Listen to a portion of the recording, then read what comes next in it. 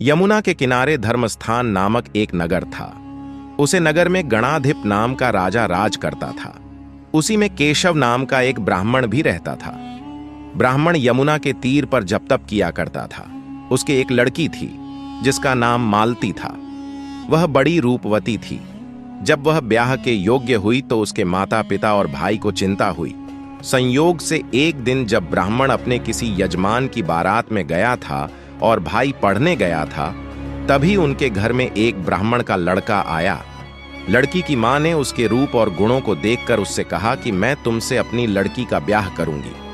होनहार की बात कि उधर ब्राह्मण पिता को भी एक दूसरा लड़का मिल गया और उसने उस लड़के को भी यही वचन दे दिया। उधर ब्राह्मण का लड़का जहां पढ़ने गया था, वहां वह एक लड़के से यही वादा कर आया।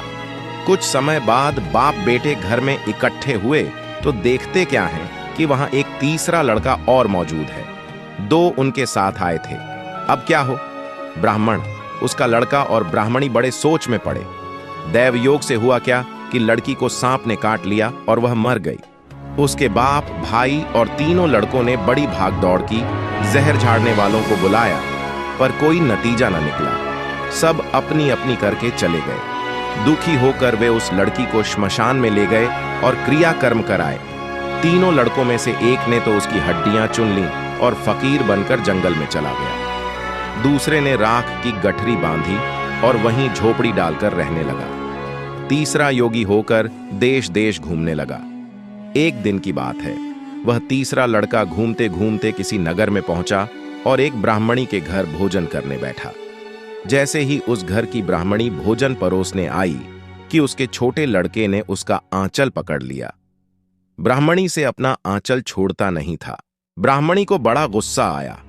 उसने अपने लड़के को झिड़का, मारा, पीटा। फिर भी वह न माना तो ब्राह्मणी ने उसे उठाकर जलते चूल्हे में पटक दिया। लड़का जलकर राख हो गया। ब्राह्मण बिना भोजन किए ही उठ खड़ा हुआ। घर वालों ने बहुतेरा कहा, पर वह भोजन करने के लिए राजी न हुआ। उसने कहा, जिस घर में ऐसी राक्षसी हो उसमें मैं भोजन नहीं कर सकता। इतना सुनकर वह आदमी भीतर गया और संजीवनी विद्या की पोथी लाकर एक मंत्र पढ़ा। जलकर राख हो चुका लड़का फिर से जीवित हो गया। यह देखकर ब्राह्मण सोचने लगा कि अगर यह पोथी मेरे हाथ पड़ जाए तो मैं भी उस लड़की को फिर से जिला सकता हूं। इसके बाद उसने भोजन किया और वहीं ठहर गया। जब रात को सब खा पी कर सो गए तो वह ब्राह्मण चुपचाप वह पोथी लेकर चल दिया। जिस स्थान पर उस लड़की को जलाया गया था, वहां जाकर उसने देखा कि दूसरे लड़के वहां बैठे बातें कर रहे हैं। इस ब्राह्मण के यह कहने पर कि उसे संजीवनी विद्या की पोथी मिल गई है और वह मंत्र पढ़कर लड़की को जिला सकता है, उन दोनों ने हड्डियां और राख निकाली। ब्राह्मण ने जैसे ही मंत्र पढ़ा, वह लड़की जी उठी। अब तीनों उसके पीछे आपस में झगड़ने लगे। इतना कहकर बेताल बोला, राजा बताओ कि वह लड़की किसकी स्त्री होनी चाहिए? राजा ने जवाब दिया, जो वहां कुटिया बनाकर रहा उसकी। बेताल ने पूछा, क्यों? राजा बोला, जिसने हड्डियां रखी वह तो उसके बेटे के बराबर हुआ।